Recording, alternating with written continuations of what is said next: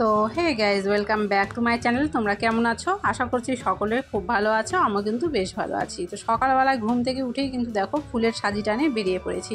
আর উঠেছে কিন্তু অনেকটা সকালে। তোমরা কিন্তু ওয়েদার দেখেই বুঝতে পারছো এখনও সূর্য ওঠেনি। এখন বাজে কিন্তু সবে মাত্র 5:20।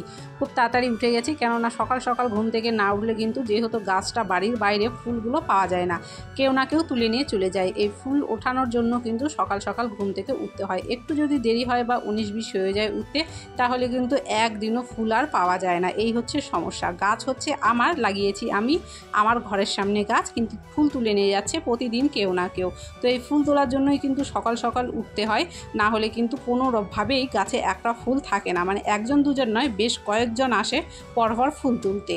তো আজকেও যেমন দেখো এখানে আমি কিন্তু ফুল তুলছিলাম, তুলতেই দেখতেছি আর একজন দেখো হাতে একটা লাঠি নিয়ে চলে এসেছে ফুল তুলতে।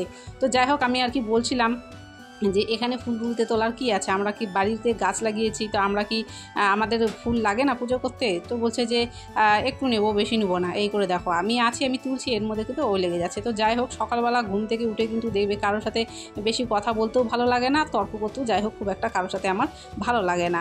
তো আমি আমার মতো ফুল তুলে নিলাম, আর যে কটা ফুল ছিল ও লাঠি দিয়ে পেটে নিচ্ছিল। বাড়ির মধ্যে ঢুকে পড়লাম। বাড়ির মধ্যে ঢুকে দেখো বাড়ির মধ্যে আছে শিউলি গাছ, আর এই হচ্ছে আমার উঠোনের অবস্থা। কতগুলো ফুল পড়েছে মানে বলার মতো না। এতগুলো ফুল কুড়োতে যে কতটা সময় লাগে আমি বলে বোঝাতে পারবো না। আর শিউলি ফুল কিন্তু দেখবে একটা একটা করে কুড়োতে হয়, একসঙ্গে কিন্তু বেশি 3টা 4টা 5টা করে কুড়োনো যায় না। এতে করে কিন্তু শিউলি ফুলের পাপড়িগুলো ভেঙে যায়, আর দেখবে দেখতে কিন্তু বাজে লাগে, তখন সেই ফুলতে কিন্তু পূজা করতে ইচ্ছা করে না। আর এরকম একটা একটা করে কিন্তু ফুল কুড়োতে অনেকটা সময় লেগে যায়, কেননা গোটা উঠোনটা জুড়ে কিন্তু দেখো কতগুলো ফুল পড়ে আছে। তো যাই হোক, শরৎকাল যেহেতু, আর শরৎকালে যেহেতু শিউলি ফুলগুলো ফোটে, আর এই সময়টা কিন্তু অনেকটা পরিমাণ ফুল, মানে প্রতিদিনই এইভাবে কিন্তু সকালবেলা ঘুম থেকে উঠে সবার প্রথমে কাজ আমার যেটা হলো সেটা হচ্ছে ফুল কুড়োনো আর বাইরের গাছ থেকে ফুল তোলা। তো ঝটপট করে আগে ফুলগুলো কুড়িয়ে নিয়ে তারপরে কিন্তু বাসি ঘরে কাজকর্ম করবো, কেননা ঘুম থেকে উঠে শুধুমাত্র ফুলই কুড়োচ্ছি, কাজকর্মতে কিছুতেই এখনও হাত দিইনি। তো আজকে কতগুলো ফুল কুড়িয়েছি আমি দেখো দেখিয়ে দিচ্ছি।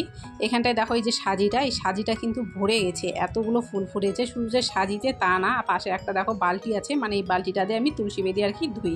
এটা হচ্ছে নিরামিষ বালতি, মানে প্রতিদিন যখন স্নান করার পরে তুলসী বেদি ধুয়ে দিই, বালতিটা দিয়েই আমি ধুই। তো এর মধ্যেও দেখো কিছুটা রেখেছি, মানে এতগুলো পরিমাণে শিউলি ফুল ফুটেছে। এবার তোমরাই বলো এতগুলো ফুল কুড়োতে কার না সময় লাগে, কিন্তু সময় যাই লাগুক দেখো দেখতে কিন্তু দারুণ লাগে ফুলগুলো।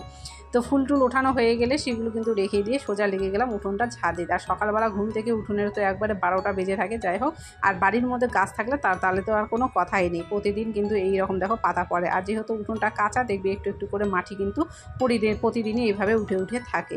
তো ঝটপট করে উঠোনটা ঝাড় দিয়ে নিয়ে তারপরে কিন্তু আবারও ঘরে এখনও ঢুকিনি, কেননা আমি কিন্তু একাই ঘুম থেকে উঠেছি, এখনও ঘুম থেকে কেউ ওঠেনি। তো ভাবলাম যতক্ষণে আমি উঠেছি সবাই ঘুমাচ্ছে, ঘুমাক, ততক্ষণ আমি ঘরে না ঢুকে বাইরের কাজগুলো করে নিই।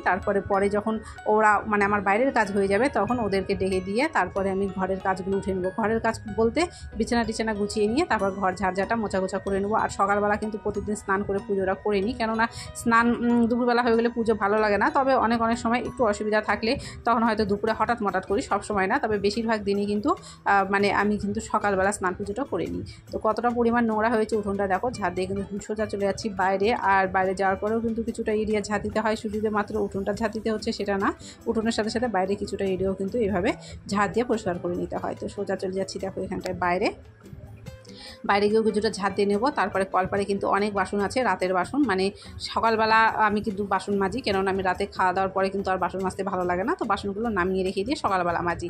আর উঠোন ঝাড় দেওয়ার পরে আজকে কিন্তু দেখো উঠোনটা আমি মুছে দিয়েছিলাম, তো দেখে দিচ্ছি। আর উঠোনটা মুছতে কিন্তু দেখবে অনেকটা সময় লাগে। আর একার হাতে এত কাজ করতে, যাই হোক একার হাতে এত কাজ করতে যদিও ভালো লাগে, তবুও দেখবে অনেকটা কিন্তু সময় লেগে যায়। তারপরে কিন্তু বাসি ঘরের আরও যত যা কাজকর্ম ছিল সব কিছু করেছি, স্নান করেছি। স্নান করার পরে কিন্তু দেখো এখানে আমার পুজো হয়ে গেছে। আর পুজো করে নিয়ে কিন্তু তারপরে সোজা চলে যাব ঘরে চা খেতে, তারপরে রান্নাবান্না সব কিছুই কিন্তু পড়ে আছে। তো এখানটাই আমি দেখো চলে এলাম ঘরে। আর এখানে কিন্তু দুধ বসিয়ে দিয়েছি আজকে সকালবেলা জাল দিতে। আর যেহেতু জানালাটা খোলা আছে, জানালা পূর্ব দিকে, যেহেতু জানালাটা দেখো সকালবেলা কতটা পরিমাণ কিন্তু রোদ মানে ঘরের মধ্যে আসে। তো এবারে কিন্তু চলে যাচ্ছি ঘরে দুধটা জাল হয়ে গেলে পারে তারপরে চা বানিয়ে চা খেয়ে নিয়েছি, নিয়ে কিন্তু সোজা রান্নাতে চলে আসছি। কেননা আমি কিন্তু এইভাবেই একটার পর একটা কাজগুলো করতে থাকি। আর রান্নাটাও কিন্তু আমি সকাল সকালই করে নিই, মানে রান্নাও দেখবে বেশি বেলা হলেও কিন্তু ভালো লাগে না, মানে প্রত্যেকটা কাজই কিন্তু সকাল সকাল করতেই ভালো লাগে। যেমন সকাল সকাল তাড়াতাড়ি ঘুম থেকে ওঠা, ঘরের কাজ করা, সকালবেলা স্নান করা, পুজো করা, তাড়াহুড়ো করে চা খেয়ে সবাইকে চাটা দিয়ে তারপরে দেখবে রান্নাটাও কিন্তু সকাল সকাল করতে বেশ ভালো লাগে। মানে দুপুরবেলা যখন সূর্যটা মাথার উপরে উঠে যায় তখন কিন্তু আর কোনো কাজকর্মই কিন্তু ভালো লাগে না। বিশেষ করে কিন্তু রান্নাটা সকাল সকাল হয়ে গেলে কিন্তু দেখবে বেশ ভালো লাগে। আর সকালবেলা দেখো এই টাটকা শাকগুলো আজকে আমাদের বাজার থেকে এনেছে, এইভাবে লাল শাক খেতে কিন্তু দারুণ লাগে। তোমরা কে লাল শাক খেতে পছন্দ করো অবশ্যই কিন্তু আমাকে কমেন্ট করো। তো লাল শাকগুলো নিয়ে বসে পড়েছি, এগুলোকে করবো আজকে আমি ভাজা। লাল শাক ভাজাও খাওয়া যায়, আবার কিন্তু ঘন্টও খাওয়া যায়। তো ভাজাটাই আজকে করবো, ঘন্ট আজকে করবো না। তবে অনেকগুলো শাক কিন্তু একটা একটা করে বেছে বেছে কাটতেও বেশ অনেকটা কিন্তু সময় লাগছিল। আর এদিকে দেখো যতক্ষণে আমি শাক বাছছিলাম ততক্ষণে কিন্তু আমি ঘরে ভাত বসিয়ে দিয়েছিলাম। আমি কিন্তু গ্যাসটাকে একদমই ফাঁকা রাখিনি। আমি ভাবলাম যতক্ষণে শাক ভাজবো ততক্ষণে সময়টা কেন নষ্ট হবে, ঘরে ভাত বসিয়ে দিয়েছিলাম। আর ভাত কিন্তু আমার হয়ে গিয়েছিল। তো শাক কাটা হয়ে গেলে ঘরে চলে এলাম, এসে কিন্তু আমি এখানটায় ভাতটাকে নামিয়ে দিলাম। নামিয়ে বলতে ভাতের হাঁড়িটাকে উপর করে দিলাম। এবার নিজের মতো করে মাঠটা যখন পড়ে যাবে তখন ভাতের হাঁড়িটা উঠিয়ে নেবো। আর তারপরে এইদিকে গেছি রান্না করতে। রান্না বলতে আজকে রান্না করেছিলাম ডিম, আর এখানে করছিলাম হচ্ছে বেগুন ভাজা করেছিলাম, পটল ভাজা করেছিলাম, শাক ভাজা করেছিলাম, পেঁপের তরকারি করেছিলাম, তারপরে ডিম করেছিলাম। এবারে রান্নাবাড়ি হয়ে যাওয়ার পরে দেখো কলপারের অবস্থা, মানে এতগুলো পরিমাণে বাসন বেড়েছে। আর যে পাশে যে পেটিটা রেখেছি এটা হচ্ছে আপেলের পেটি, মানে ফলের আর পেটিগুলো যে কি হয় সেই পেটিগুলোর মধ্যে বাসন মেজে কিন্তু রেখে দিই। তারপরে দেখো খাওয়া দাওয়াটা করে নিয়েছি। আর খাওয়া দাওয়ার ভিডিওটা আজকে আমি কিন্তু শেয়ার করতে যাইনি, সোজা চলে এলাম বিকেলের কাজে। বিকেলের কাজ বলতে কিছু জামা কাপড় যে ছিল, মানে কেচে দেওয়া হয়েছিল আর কি, সেই জামা কাপড়গুলো নিয়ে ঘরে চলে এসে গুছিয়ে নিচ্ছি। আর দেখো যেহেতু একটাই ঘর, এবার একটা ঘর হলে কিন্তু জিনিসপত্র অনেক হয়, আর দেখবে গোছাতেও কিন্তু বেশ সময় লেগে যায়, মানে চারিদিকে জিনিসপত্র থাকে আর এতগুলো মানুষের এতগুলো জিনিসপত্র থাকে। এবার একটা ঘর হলে তো দেখবে এলোমেলো একটু হয়েই থাকে। আমি যতই গুছিয়ে রাখি না কেন কেউ না কেউ একটু এলোমেলো করেই দিচ্ছে। তো এইভাবেই কিন্তু মানে পরিষ্কার করে করে রাখতে হয় আর কি সারাদিনটাই। তো জামা কাপড়গুলো প্রথমে গুছিয়ে নিলাম, এখনও কিন্তু বিকেলের ঝাঁঝাটা সব বাকি পড়ে আছে। জামা কাপড় গুছিয়ে নিয়ে কিন্তু দেখো এখানে সোজা আমি চলে গেলাম বাইরে, কেননা এখনও কিন্তু ওয়েদারটা দুপুরবেলা একটু গরম গরম লাগে, মানে দুপুরবেলা খেতে বসলেও কিন্তু ফ্যানের প্রয়োজন পড়ে। তো স্ট্যান্ড ফ্যানটাকে বাইরে ছিল, সেটাকেও ঘরে নির্দিষ্ট জায়গা মতো কিন্তু রেখে দিলাম। রেখে দিয়ে সোজা দেখো হাতে ঝাড়ু নিয়ে লেগে পড়লাম ঝাড় দিতে, মানে এটা হচ্ছে বিকেলের কাজ। আর বিকেলবেলা সূর্যটা কিন্তু পশ্চিম দিকে মানে অস্ত যাচ্ছে, মানে একদম হেলে পড়েছে। তো দেখতেই পাচ্ছ যে সূর্যটার মানে আলোটা কিন্তু ঘরের মধ্যে কতটা পরিমাণে এসেছে। যেহেতু পশ্চিম দিকে একদম সূর্যটা হেলে গেছে ওই জন্য রোদটা কিন্তু খুব ভালো মতো করে ঘরের মধ্যে পড়েছে। এদিকে দেখো তারপরে সোজা চলে এলাম ঘর ঝাড় দিয়ে বাইরে বলতে রান্নাঘরটাকেও ঝাড় দিয়ে নিচ্ছি। রান্নাঘর ঝাড় দিয়ে তারপরে বারান্দাটাকে ঝাড় দিয়ে নেবো। আর তার সঙ্গে উঠোনটা যেহেতু সকালে ঝাড় দিয়েছিলাম তোমাদেরকে দেখালাম, তারপরে কিন্তু আর সারাদিনে উঠোন আমি ঝাড় দিই না, একদম বিকেলবেলা যখন কাজ করি তখন বিকেলবেলা কিন্তু আবারও নতুন করে ঝাড়টা দিয়ে নিই। তো প্রতিদিন কিন্তু এইভাবেই কাজের রুটিনগুলো আমার চলতেই থাকে, মানে যেগুলো আর কি হাউস ওয়াইফ আর কি যাদেরকে বলে, যাদের বাইরে কোনো কাজ নেই, মানে বাড়িতেই সব কিছু এইভাবে সারাদিন কিন্তু সংসারটাকে এইভাবেই একার হাতে সামলাতে হয়। আচ্ছা, ঘর বান্ধার ঝাড় দেওয়া হয়ে যাওয়ার পরে কিন্তু আবার চলে এলাম দেখো এখানে উঠোন ঝাড় দিতে। তো উঠোনটাও দেখো বেশ বললাম, যেহেতু তোমাদেরকে প্রথমেই যেহেতু বললাম যে বাড়ির উপরে গাছ থাকলে যা হয় উঠোনের মধ্যে, আবারও কতগুলো দেখো এখানে পাতা পড়েছে, সেগুলো কিন্তু ঝটপট করে ঝাড় দিয়ে নিচ্ছি। ঝাড় দিয়ে নিয়ে কিন্তু আবারও সোজা চলে যাবো বাইরে, মানে দুবেলায় কিন্তু এভাবে উঠোনটাকে আমি ঝাড় দিই, সকালেও তাই বিকেলবেলাও তাই।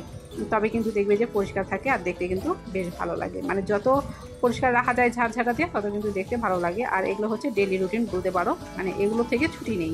যতই যা করি না কেন, যতই মানে এখনকার আমরা মেয়েরা যতই মডার্ন হই, যতই শিক্ষিত হই, বা যতই বাইরের কাজ যতই যা জানি না কেন, ঘরের এই কাজগুলো কিন্তু না জানলে দেখবে মেয়ে মানুষের কোনো দামই থাকে না। মানে ঘরের কাজ করতে পারলে দেখবে নিজেরও যেমন ভালো লাগে, সবাই কিন্তু খুশিও থাকে আর সংসারটাও কিন্তু ভালো থাকে। সব কাজকর্ম হয়ে যাওয়ার পরে কিন্তু একবারে হাত মুখ ধুয়ে নিলাম, ধুয়ে কিন্তু দেখো ফ্রেশ হয়ে গেলাম। এখন কিন্তু আর কোনো কাজকর্ম আপাতত নেই, এখন একটু ফ্যানের নিচে বসবো। তো যাই হোক, আজকের ভিডিওটা কেমন হয়েছে অবশ্যই কমেন্ট করো, ভালো লাগলে অবশ্যই লাইক করে ভিডিওটাকে শেয়ার করো। আর আমার ভিডিওগুলো যদি ভালো লাগে অবশ্যই চ্যানেলটিকে সাবস্ক্রাইব করে দিও, পাশে থাকা বেল বাটনটি প্রেস করে দিও, আর কমেন্ট করে কিন্তু অবশ্যই জানিও।